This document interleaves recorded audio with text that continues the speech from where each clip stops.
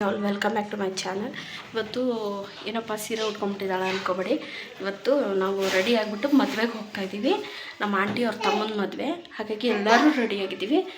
ಅರ್ಜೆಂಟಲ್ಲಿ video ಮಾಡ್ತಾಯಿದ್ದೀನಿ. ಅದನ್ನು ನಮ್ಮ ಮನೆಯವ್ರು ಬೈತಾರೆ ಅಂತ ಇನ್ನು ಮಧ್ಯಾಹ್ನ ಆಗೋಯ್ತು. ಇವ್ರು ಇವಾಗ ಬಂದಿದ್ದಾರೆ, ನಾವು ರೆಡಿಯಾಗಿದ್ದೀವಿ. ಹಾಂ ಆಯಿತು, ನಾನು ಕಾರಲ್ಲಿ ಸಿಗ್ತೀನಿ ನಿಮ್ಗೆ ಮತ್ತೆ. ನಿದ್ದೆ ಬಂತೇನ ಆಗಲೇ? ಹಾಂ,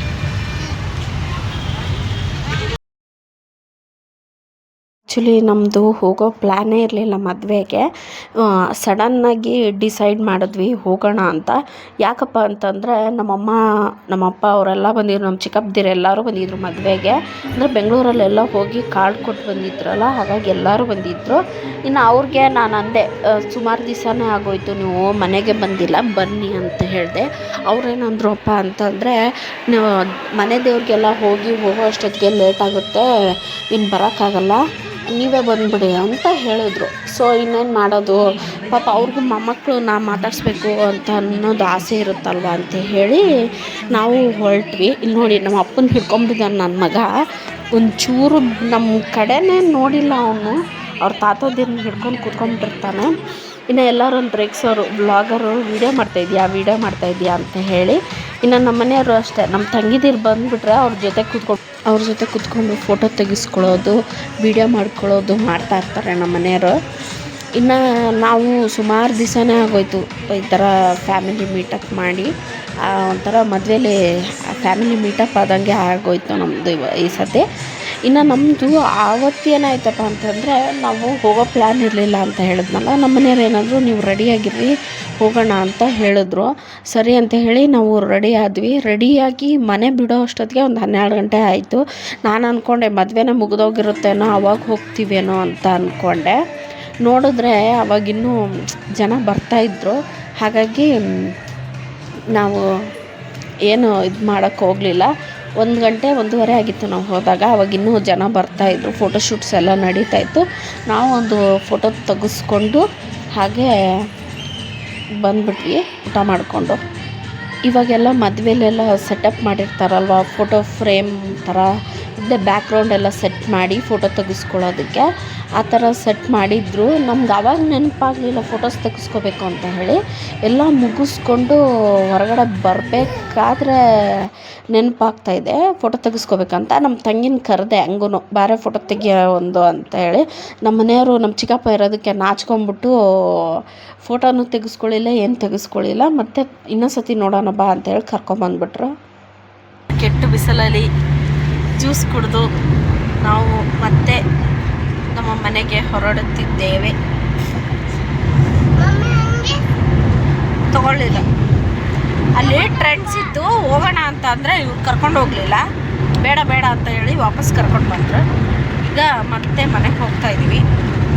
ಮನೆಗೆ ಹೋಗಿ ನಾನು ವೀಡಿಯೋ ಕಂಟಿನ್ಯೂ ಮಾಡ್ತೀನೋ ಇನ್ನು ನೋಡಬೇಕು ಏನಾಗುತ್ತೆ ಅಂತ. ಅಲ್ಲಿ ಭಾನುವಾರ ತೊಗೊಳ್ಳೋಣ, ಭಾನುವಾರ ಶಾಪಿಂಗ್ ಮಾಡೋಕ್ಕೆ ಹೋಗೋಣವ. ನೋಡಿ, ನಮ್ಮ ಮನೆಯವರು ಶರ್ಟ್ ಇಲ್ಲ ಆಫೀಸ್ಗೆ ಹಾಕ್ಕೊಂಡು ಹೋಗೋಕ್ಕೆ. ಇರೋದೊಂದು 5-6 ಶರ್ಟಲ್ಲೇ ಮ್ಯಾನೇಜ್ ಮಾಡ್ಕೋತವ್ರೆ. ಇವಾಗ ತೊಗೊಳ್ಳೋಣ ಅಂತ ಹೇಳಿದ್ರೆ ಬೇಡ ಅಂತ ಸತಾಯಿಸ್ತವ್ರೆ. ಅದಕ್ಕೆ ನಾನು ನಾಳೆಯಿಂದ ಒಂದು ಏನಾದರೂ ಪಾಲಿಸಿ ಮಾಡೋಣ ಅಂತ ಹೇಳಿ. ಏನು ಮೌನವ್ರತ ಆ ಥರ ಎಲ್ಲ ಜೀವನದಲ್ಲೇ ಮಾಡಲ್ಲ ನಾನು. ಅದಕ್ಕೆ ಒಂದು 5 ನಿಮಿಷ, ಮತ್ತೆ 5 ನಿಮಿಷ ಆದಮೇಲೆ ಮತ್ತೆ ಅದೇ ಶುರು ನಂದು. ಏನು ಮಾಡ್ತೀನಪ್ಪ ಅಂತಂದರೆ, ಕತ್ರಿ ತೊಗೊಂಡು ಎಲ್ಲ ಶರ್ಟಲ್ಲಿ ಅಲ್ಲೆಲ್ಲೆಲ್ಲೆಲ್ಲ ತೂತು ಮಾಡಿ ಇಟ್ಬಿಡ್ತೀನಿ.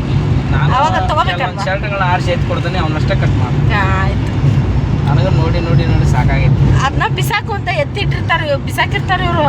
ನಾನು ಅದನ್ನೇನು ಮಾಡ್ತೀನಿ ಅಂತ ಹೇಳಿದ್ರೆ, ನೀಟಾಗಿ ಹೋಗೋದ್ಬಿಟ್ಟು ಅದನ್ನ ಮತ್ತೆ ತಿರ್ಗಾ ಕಬೋರ್ಡಲ್ಲಿ ಇಡ್ತೀನಿ. ಹಾಗಾಗಿ ಅದನ್ನ ಬಿಸಾಕ್ತಾರಂತೆ. ನೋಡುವ ಮತ್ತೆ ಏನಾದರೂ. ಇನ್ನು ನಿನ್ನೆ ನಾನು ವೀಡಿಯೋ ಕಂಟಿನ್ಯೂ ಮಾಡಲೇ ಇಲ್ಲ. ಬರೋ ಅಷ್ಟೊತ್ತಿಗೆ ಸಾಕಾಗೋಯ್ತು. ಒಂದು 6 ಗಂಟೆ ಬಂದ್ವಿ. ಬರೋ ಅಷ್ಟೊತ್ತಿಗೆ ನೀರು ಬಿಟ್ಬಿಟ್ಟಿದ್ರು. ಹಾಗಾಗಿ ನೀರು ಹಿಡಿದು ಸ್ವಲ್ಪ ಕೆಲಸ ಎಲ್ಲ ಹಾಗಾಗಿ ಬಿಟ್ಟೋಗಿದ್ನಲ್ಲ, ಅದನ್ನೆಲ್ಲ ಮಾಡೋ ಅಷ್ಟೊತ್ತಿಗೆ ಸಾಕಾಗೋಯ್ತು. ಇನ್ನು ಬೆಳಗಿನ ಟಿಫನ್ಗೆ ಅಂತಲೇ ರೊಟ್ಟಿ ಮಾಡಿಬಿಡೋಣ. ಒಂದು ವಾರನೇ ಆಗಿತ್ತು ನಾನು ರೊಟ್ಟಿ ಮಾಡ್ದಿರ. ಹಾಗಾಗಿ ರೊಟ್ಟಿ ಮಾಡಿಬಿಡೋಣ ಅಂಥೇಳಿ ರೊಟ್ಟಿ ಮಾಡಿ ಅದ್ರ ಜೊತೆಗೆ ಎಣ್ಗಾಯಿ ಪಲ್ಯ ಮಾಡೋಣ, ಕಾಂಬಿನೇಷನ್ ಸಕ್ಕತ್ತಾಗಿರುತ್ತೆ ಅಂತ ಹೇಳಿ ಎಣ್ಗಾಯಿ ಪಲ್ಯ ಮಾಡ್ತಾಯಿದ್ದೀನಿ. ಇನ್ನು ಎಣ್ಗಾಯಿ ಬದನೇಕಾಯಿನ ಈ ಥರ ಹೆಚ್ಚಿಬಿಟ್ಟು ಸ್ವಲ್ಪ ನೀರಲ್ಲಿ ಉಪ್ಪು ಹಾಕಿ ನೆನೆಸಿಡಬೇಕು ಒಂದು 5 ನಿಮಿಷ, ಇಲ್ಲಾಂದರೆ ಕರ್ಗೋಗ್ಬಿಡುತ್ತೆ. ಇನ್ನು ಈ ಕಡೆ ಸ್ವಲ್ಪ ಮಿಕ್ಸಿಗೆ 2 ಸ್ಪೂನ್ ಕಡಲೆ ಬೀಜ ಹುರಿದು ಸಿಪ್ಪೆ ತೆಗೆದು ಹಾಕ್ಕೊತಿದ್ದೀನಿ. ಹಾಗೆ ಕೊಬ್ಬರಿ 2 ಸ್ಪೂನು ಗುರೋಳ್ ಪುಡಿ, ಹುಚ್ಚೋಳ ಪುಡಿನೂ ಅಂತಾರೆ ಬೆಂಗಳೂರು ಸೈಡು. ಇನ್ನು ಅದಕ್ಕೇ ಒಂದು 3 ಮೆಣಸಿನ್ಕಾಯಿ, ಬೆಳ್ಳುಳ್ಳಿ, 1 ಗಡ್ಡೆ ಬೆಳ್ಳುಳ್ಳಿ, 1 ಸ್ಪೂನ್ ಜೀರಿಗೆ, ಕರಿಬೇವು, ಹುಣಸೆಹಣ್ಣು, ಸ್ವಲ್ಪ ಬೆಲ್ಲ ಹಾಕ್ಕೊಂಡು ನೀರು ಹಾಕ್ಕೊಂಡು ಗ್ರೈಂಡ್ ಮಾಡ್ಕೋಬೇಕು. ಇನ್ನು ಗ್ರೈಂಡ್ ಮಾಡಿಕೊಂಡು ಈ ಕಡೆ ಇದು ಗ್ರೈಂಡ್ ಮಾಡಿ ಎತ್ತಿಟ್ಕೊಂಡು ಬದನೇಕಾಯಿನ ಒಂದು 5 ನಿಮಿಷ ಎಣ್ಣೆಯಲ್ಲಿ ಫ್ರೈ ಮಾಡ್ಕೋಬೇಕು. ಇದಕ್ಕೆ ಎಣ್ಣೆ ಸ್ವಲ್ಪ ಜಾಸ್ತಿನೇ ಬೇಕು. ಯಾಕಪ್ಪ ಅಂತಂದರೆ ಅದು ಎಣ್ಗಾಯಿ ಅಂತ ಅಂತೀವಲ್ಲ, ಎಣ್ಣೆ ಮೇಲೆ ತೇಲ್ತಾ ಇದ್ರೇ ಅದ್ರ ಟೇಸ್ಟ್ ಇರೋದು. ಸ್ವಲ್ಪ ಎಣ್ಣೆಗೆ ಬದನೇಕಾಯಿ ಹಾಕ್ಕೊಂಡು ಫ್ರೈ ಮಾಡಿ ಸ್ವಲ್ಪ ಉಪ್ಪು ಹಾಕ್ಕೋಬೇಕು. ಉಪ್ಪು ಹಾಕ್ಕೊಂಡು ಮೇಲ್ಗಡೆ ಅದ್ರದ್ದು ಲೇಯರು ಸ್ವಲ್ಪ ಕೆಂಪಗಾದ ಥರ ಹುರ್ಕೋಬೇಕು. ಅದನ್ನ ಹುರ್ಕೊಂಡು ಆದಮೇಲೆ ಇದು ಮಸಾಲೆ ಏನು ರುಬ್ಬಿಟ್ಕೊಂಡಿದ್ವಲ್ಲ, ಆ ರುಬ್ಬಿಟ್ಕೊಂಡಿದ್ದನ್ನ ಹಾಕಿ ಒಂದು 5 ನಿಮಿಷ ಕುದಿಸ್ಕೊಂಡು, ಹಸಿ ವಾಸನೆ ಹೋಗೋವರೆಗೂ ಕುದಿಸ್ಕೊಂಡು, ಆಮೇಲೆ ಸ್ವಲ್ಪ ಅರಿಶಿನ, ಉಪ್ಪು ಹಾಕಿ ಚೆನ್ನಾಗಿ ಒಂದು 5 ನಿಮಿಷ ಲೋ ಫ್ಲೇಮಲ್ಲೇ ಕುದಿಸ್ಕೋಬೇಕದು. ಮಸಾಲೆ ಬದನೇಕಾಯಿ ಎಳ್ಕೋಬೇಕದು ಚೆನ್ನಾಗಿ, ಮೇಲೆ ಎಣ್ಣೆ ತೇಲ್ತಾ ಇರುತ್ತೆ ಆ ಥರ ಮಾಡಬೇಕು. ನನಗೆ ಸ್ವಲ್ಪ ಈ ಥರ ಗ್ರೇವಿ ಗಟ್ಟಿಯಾಗಿರಬೇಕು, ಹಾಗಾದರೆ ತಿನ್ನೋಕ್ಕೆ ಚೆನ್ನಾಗಿರುತ್ತೆ ಅಂತ ಹೇಳಿ ಇದು ನೋಡಿ ಈ ಥರ ಆಗುತ್ತೆ ಪಲ್ಯ. ಒಂದು ಸತಿ ನೀವು ಮನೇಲಿ ಟ್ರೈ ಮಾಡಿ, ತುಂಬ ಅಂದರೆ ತುಂಬ ಟೇಸ್ಟಿಯಾಗಿ ಬರುತ್ತೆ. ಪಾತ್ರೆ ತೊಳ್ತಾ ಇದೆಯಾ ನೋಡಿ, ನನ್ನ ಮಗಳು ಪಾತ್ರೆ ತೊಳಿತಾಳೆ ನೋಡಿ. ತೊಳಿ. ಹ್ಞೂ ಹ್ಞೂ ಹ್ಞೂ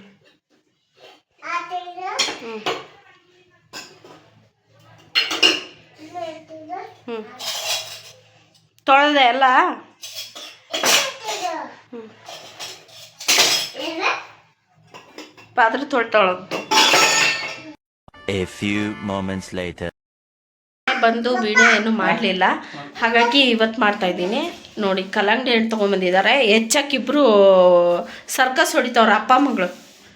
ಏನು ಮಾಡ್ತಾಯಿದ್ದೀರಾ? ಕಲ್ಲಂಗಡಿ. ತಡಿರಿತು ಹಸರು ನೋಡೋದು ಹಿಂದೆ. ತಡಿ ತಡಿ.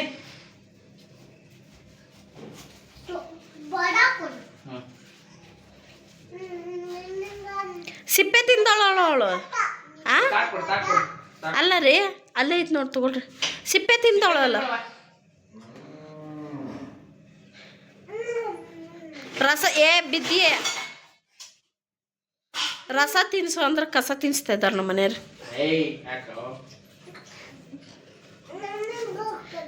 ಹೆಚ್ಚಕ್ಕೆ ಬಂದಿಲ್ಲ ಅಂದರೆ ಹೆಚ್ಚಕ್ಕೆ ಬರಲ್ಲ ಅಂತ ಹೇಳ್ಬೇಕು.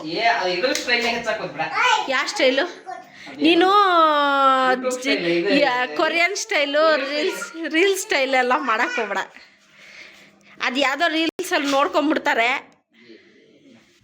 ಚೆನ್ನಾಗಿಲ್ವಾ?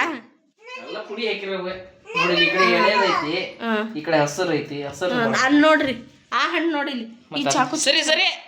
ಈ ಹಣ್ಣು ನೋಡಿ, ಹೆಚ್ಚಿಕೊಡ್ತಾನೆ ತಿನ್ ಸುಮ್ಮನೆ. ನಾವೆಲ್ಲ ಏನು ಮೂಸ್ ನೋಡ್ಬೇಕಾ? ತಿನ್ಬಿಟ್ಮೇಲೆ ನಿಮ್ದು ನಿನ್ನ ಮಗಂದು.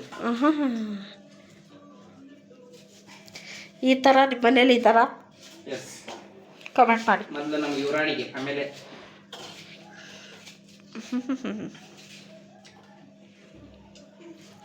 ನೋಡಿ ಹಣ್ಣೆಲ್ಲ ಅವಳು ತಿನ್ಬೇಕಂತೆ. ಅಲ್ಲಿ ಕೆಳಗೆ ಸಿಪ್ಪೆ ಬಿಟ್ಟಿರೋದು ನಾವು ತಿನ್ಬೇಕಂತೆ. ನಮ್ಮನೇನು ದನ ಮಾಡ್ಕೊಂಡಿದ್ದೀರ ನೀವು? ಮೊದಲೇ ನನ್ನ ಮಗಳು, ಆಮೇಲೆ ನೀನು, ಆಮೇಲೆ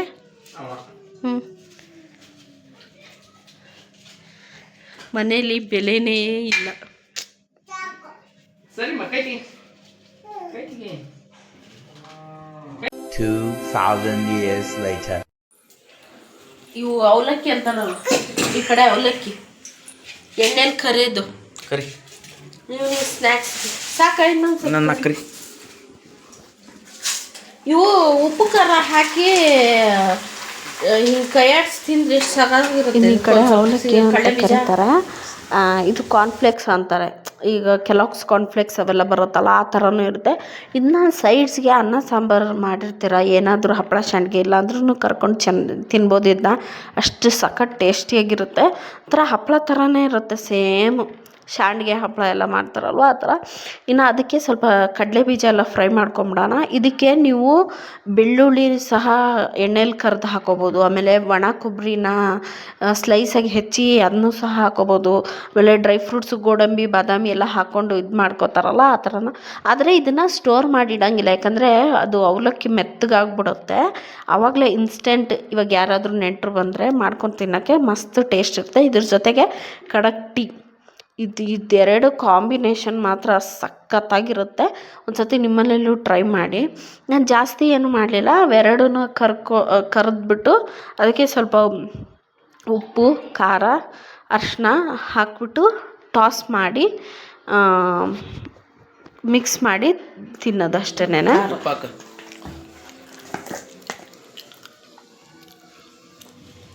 ಅರಿಶಿಣ ಬೇಕಂದ್ರೆ ಹಾಕೋಬೋದು, ಬೇಡ ಅಂದ್ರೆ ಬಿಡ್ಬೋದು ಅರಿಶಿನ. ನೆಕ್ಸ್ಟ್ ರುಚಿಗೆ ತಕ್ಕಷ್ಟು ಉಪ್ಪನ್ನು ಹಾಕಿಕೊಳ್ಳಿ, ಸಾಕು, ಜಾಸ್ತಿ ಬೇಡ. ಈಗ ಮಿಕ್ಸ್ ಮಾಡಿಕೊಳ್ಳಿ.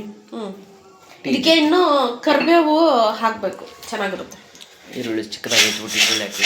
ಈರುಳ್ಳಿ ಇದನ್ನು ತಟ್ಟೆಗೆ ಸರ್ವ್ ಮಾಡಿ ಮೇಲೆ ಈರುಳ್ಳಿ, ಟೊಮೊಟೊ, ಕೊತ್ತಂಬರಿ, ಸ್ವಲ್ಪ ನಿಂಬೆಹಣ್ಣು ಹಿಂಡ್ಬಿಟ್ರೆ ಅವೆಲ್ಲ ಏನು ಬೇಡ, ಸಾಕಿಷ್ಟೇ, ಚೆನ್ನಾಗಿರುತ್ತೆ. ಸಾಯಂಕಾಲ ಟೀ ಟೈಮ್ಗೆ ಕ್ರೇವಿಂಗ್ ಆದಾಗ ಈ ಥರ ಮಾಡ್ಕೊಳ್ಳಿ.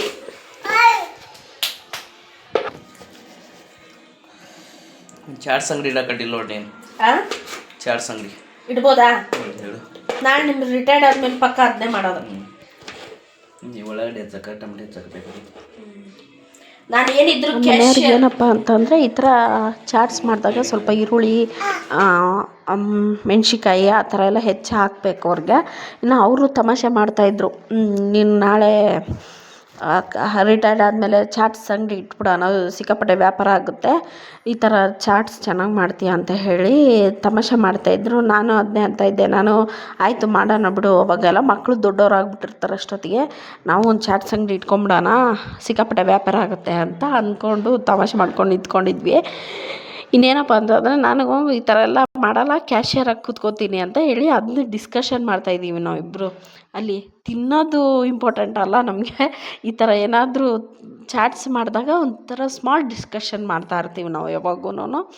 ಇನ್ನು ಚಾಟ್ಸು ಏನು ಸಖತ್ತಾಗಿ ಬಂದಿತ್ತು ಅಂದರೆ ಅಲ್ಟಿಮೇಟಾಗಿ ಬಂದಿತ್ತು.